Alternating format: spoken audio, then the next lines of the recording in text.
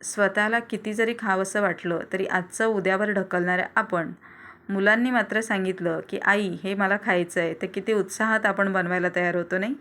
नमस्कार मंडळी, मी शुभ्रा स्वागत करते तुमचं माझ्या यूट्यूब चॅनलवर, ज्याचं नाव आहे कोल्हापूर टू कोकण.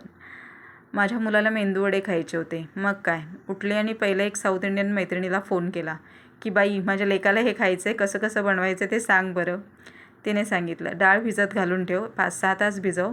मी आदल्या रात्री भिजवली होती आणि सकाळी उठल्यानंतर त्याच्यामध्ये एक 7-8 मिरे टाकून व्यवस्थित असं रवाळ वाटून घेतलं. पाणी खूप कमी वापरायचं आहे वाटताना, घट्टसर असं पीठ राहिलं पाहिजे. टोपामध्ये ते पीठ काढून घेतलं. त्याच्यामध्ये अर्धा कांदा, 7-8 कढीपत्त्याची पानं, थोडीशी कोथिंबीर, हवं तर हिरवी मिरची पण घालून घेऊ शकता.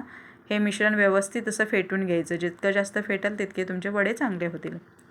तेल गरम करून घेतलं, हाताला पाणी लावलं आणि हातावरच थापून थापून असे वडे सोडून घेतले. पहिले सुरुवातीला मीही छोटे छोटेच केले होते, कारण मीही पहिल्यांदा बनवत होते.